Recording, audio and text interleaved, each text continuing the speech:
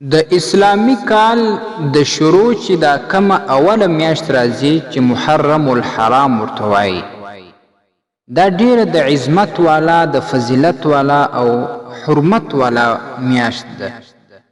او امام جساس رحمه الله په احکام القرآن کې لیکي چې په دې 12 میاشتو کې کمی مبارکی میاشت دي، د فضیلت والا میاشت دي، د هغو خاصه دا ده چې په دې کې انسان کم عبادت وکړي، د دې عبادت په وجه کم ثواب درته حاصلیږي هغه په نورو میاشتو کې نه ورته حاصلیږي.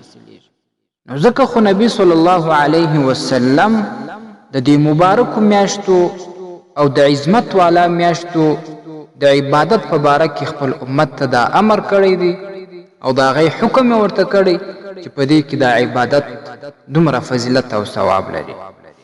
یو حدیث کې دا راځي د محرم الحرام میاشت متعلق محمد مصطفی صلی الله علیه وسلم فرمایي: افضل الصيام بعد رمضان شهر الله المحرم. د رمضان المبارک وروسته چې کومې روژې زیات فضیلت لري هغه د محرم د میاشتې روژې دي. دا میاشت کې روژې ډیر زیات فضیلت لري. ګورئ دلته په دې میاشت کې پر 10 تاریخ باندې یوم العاشورا راځي. 10 تاریخ د عاشورا ورځ راځي. د هغې خپل ځانګړی مستقل فضیلت دی د روژو او د نور عباداتو. لیکن په دغه حدیث کې محمد مصطفی صلی الله علیه وسلم د تمامي میاشتې فضیلت بیان کړی چې په ټوله میاشت کې څوک کولی سي چې نفلي روژې ونیسي ډیر زیات فضیلت لري، ډیر عظیم ثواب به حاصل کی. او که څوک یې ټوله میاشت نسي نیولی، یوه ورځ روژه خوړلې بله ورځ نیولې، یا 2 ورځې خوړلې 3مه ورځ نیولې، په داسې ترتیب باندې که دا نفلي روژې ونیسي هم عظیم ثواب به حاصل کی. او د دې د فضیلت لپاره بس هم دا کفایت کوي چې الله رب العالمین دا میاشت خپل ځان ته منسوب کړې ده چې شهر الله المحرم، د الله جل جلاله میاشت خپل ځان ته منسوب کړې ده. نو په دې باندې دا میاشت هم عظیم فضیلت لري. او بیا چې په دې کې کومه د عاشورا ورځ راځي، یو اوږد حدیث د روژو متعلق بیان شوی دی په صحیح مسلم کې. نبی صلی الله علیه وسلم فرمایي: وصيام يوم عاشورا. د دې محرم په میاشت کې کوم 10 تاریخ راځي د دې روژه نیول، احتسب على الله ان يكفر السنه التي قبله. امید الله رب العالمین ته دا لرم چې د دې روژې په برکت به الله رب العالمین د دې انسان د مخکینی کال صغیره ګناهونه ورته معاف کړي، او د کبیره ګناهونو دپاره توبه شرط ده. د کبیره ګناهونو لپاره به بیا په اخلاص باندې توبه وباسي، الله به هغه هم ورته معاف کړي. او دا شان په مصنف ابن ابي شیبه کې حدیث راځي په رقم د نظر 355 کې. ابي هريره رضی الله عنه دغه حدیث روایت کوي چې محمد مصطفی صلی الله علیه وسلم فرمایل: یوم عاشورا كانت تصومه الانبیاء. د محرم د میاشتې چې کم 10 تاریخ د عاشورا دی، په دې عاشورا ورځ باندې مخکینی انبیا روژې نیولې. فصوموه انتم. دا د نبی علیه الصلاة والسلام حکم چې تاسې هم دغه د عاشورا د ورځې روژه ونیسئ. او نبی صلی الله علیه وسلم خپل هم نیول او امر یې په دې وکړي. نو دا د دې فضیلت څرګندوي چې په دې کې څومره عظیم فضیلت دی چې ټولو انبیاو دا روژه نیول. او ابن عباس رضی الله عنه وایي په صحیح حدیث کې دا راځي چې کله نبی صلی الله علیه وسلم مدینې منورې ته رالی، فوجد اليهود صیاما یوم عاشورا. یهود یې وموندل، هغه یې ولیدل چې د عاشورا په دې ورځ باندې روژه نیول. فقال لهم رسول الله صلى الله عليه وسلم. نبی صلی الله علیه وسلم دوی ته وویل: ما هذا اليوم الذي تصومونه.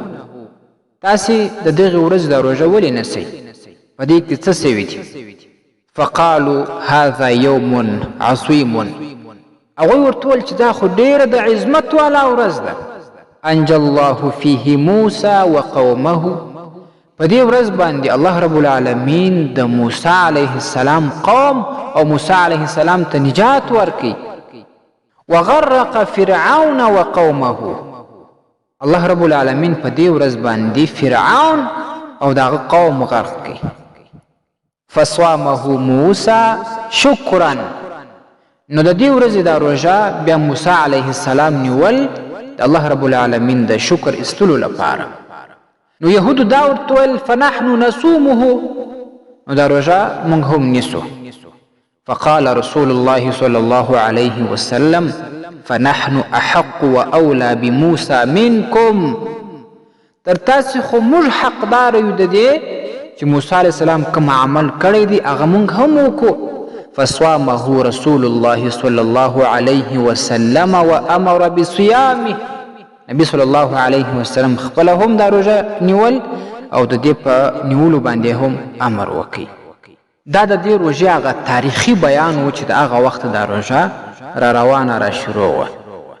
چې کله نبی صلی الله علیه وسلم دا روژه نیول او د دې روژې د نیولو امر یې وکړي، نو بعضې صحابه کرامو نبی صلی الله علیه وسلم ته وویل چې انه یوم تعظمه اليهود والنصارى، دا خو داسې ورځ چې دې تعظیم یهودو او نصاراو کوي، نو موږ هم دا روژه ونیسو تعظیم یې وکړو.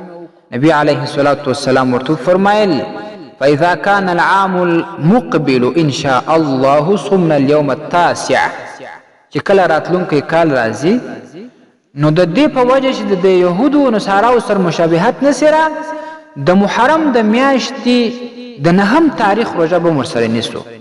خو په دې کال کې محمد مصطفی صلی الله علیه وسلم له دنیا رحلت وکړي.